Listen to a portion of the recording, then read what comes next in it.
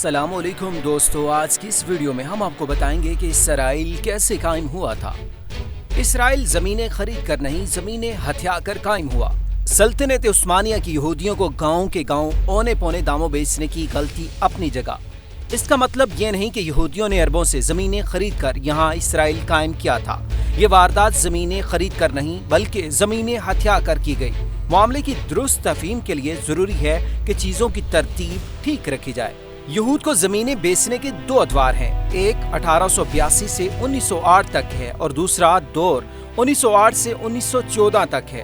अहम बात यह है कि इन दोनों अदवार के इख्तिताम पर यहूदियों के पास फ़लस्तीन की सिर्फ 2.6% ज़मीन थी। इन अदवार में बेची गई ज़मीनों की गलती अपनी जगह और यही गलती यहूदी रियासत की तश्कील के अवामिल में से एक आमिल है। लेकिन असल वारदात इसके बाद हुई जब बरतानिया ने फ़लस्तीन पर कब्जा कर लिया और कहा कि अब सलीबी जंगें अपने इख्तिताम को पहुंची। अरबों को बरतानिया ने इस वादे पर साथ मिलाया था कि इन इलाकों में अरबों की हुकूमतें बनेगी।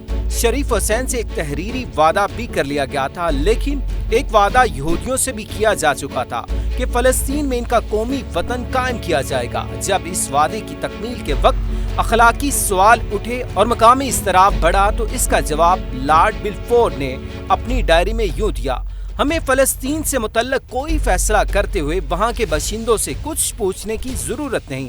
सिहोनियत हमारे लिए अरबों की ख्वाहिशात से ज़्यादा अहम है। चनाचे फ़लस्तीन को यहूदियों का कौमी वतन बनाने की मुहिम को अमली शक्ल देने की शुरुआत यहाँ से हुई।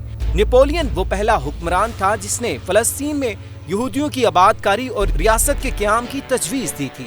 लीग्स ऑफ नेशन ने फ़लस्तीन को अंग्रेज़ों के इंतखाब में दे दिया और बरतानिया को हिदायत की कि न सिर्फ फ़लस्तीन को यहूदियों का वतन बनाने के लिए हर तरह की आसानियाँ फराहम की जाएं, बल्कि सिहोनी तंजीम को बाकायदा रियासती नज़्म व नस्क में शामिल किया जाए।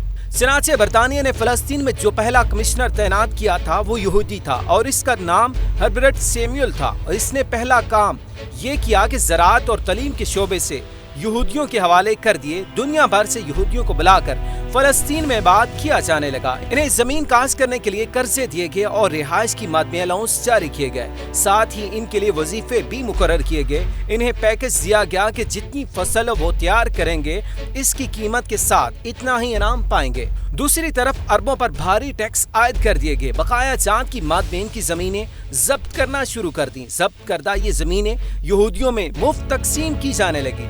यरूशलेम के मुजाफात से 8,000 अरब काश्तकारों को 50,000 एकड़ जमीन से बेदखल कर दिया गया और बदले में इन्हें सिर्फ 3 पाउंड 10 शिलिंग का मुआवजा अदा किया गया। गौर फरमाइए, 3 पाउंड देकर 50,000 एकड़ जमीन पर कब्जा। चनाचे जमीनें बेचने के बावजूद आलम ये था कि 1914 में फ़लस्तीन में यहूदियों की तादाद जो सिर्फ 70,000 थी 1939 में बढ़कर कुल 4.5 लाख तक जा पहुंची। यहूदी जत्थे फ़लस्तीन आने लगे, वो मुसल्ला थे। इन्हें हर किस्म का असला रखने की आज़ादी थी।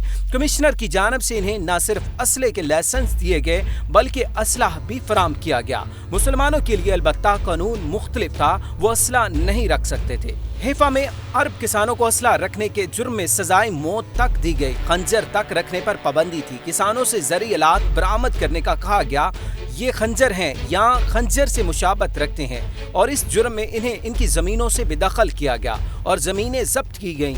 दरांती रखने के जुर्म में भी ज़मीनें जब्त की गईं और सजाएं सुनाई गईं। जब मसला फ़लस्तीन को 1947 में अक़वाम मुत्तहिदा में पेश किया गया तो इसकी सारी वारदातों के बावजूद आलम ये था कि फ़लस्तीन की ज़मीन का सिर्फ 6.5% रकबा यहूदियों के कब्जे में था, लेकिन अक़वाम मुत्तहिदा ने यहूदियों को फ़लस्तीन का 55% इलाका दे दिया। आज ये कहना कि यहूदियों ने ज़मीनें खरीद कर इसराइल बनाया था करीन इंसाफ नहीं। 6.5% में भी ओवन की राय में 4% इलाका वो था जो कमिश्नर की मेहरबानियों से जब्त करके या छीन कर यहूदी आबादकारियों को दिया गया। अक़वाम मुत्तहिदा ने मगर सरीहन नाइंसाफ़ी करते हुए यहूद को 55% इलाका दे दिया, जबकि इनकी आबादी नए आबादकारों के तूफान के बावजूद 33% थी। अरब इस वक्त भी 66% थे, लेकिन इनके हिस्से में 45% इलाका आया। अक़लियत को ज्यादा इलाका मिल गया और अक्सरियत को कम। ये अक़वाम मुत्तहिदा का इंसाफ था। नवंबर 1947 को तकसीम का ये फार्मूला अक़वाम मुत्तहिदा की जनरल असम्बली में पेश किया गया। इसकी मुखालफत में सबसे तवाना आवाज इस मुल्क के वजीर खारजा की थी, जिसको कायम हुए 3 माह हुए थे। ये पाकिस्तान था।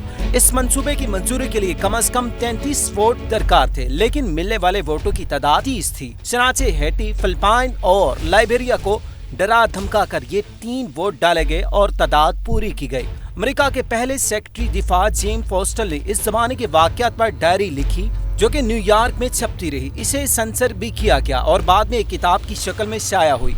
अब इस साल सुना है कि इसका गैर सेंसर शुदा एडिशन भी आ गया है। सेंसर शुदा एडिशन में वो लिखते हैं, अक़वाम मुत्तहिदा में दूसरी अक़वाम को दबाव में लाने के लिए जो तरीके इस्तेमाल किए गए वो करीब करीब शर्मनाक थे। Under secretary of state S Wells ने भी एतराफ़ किया कि व्हाइट हाउस के बराह रास्त हुक्म पर यह दबाव इस्तेमाल किया गया।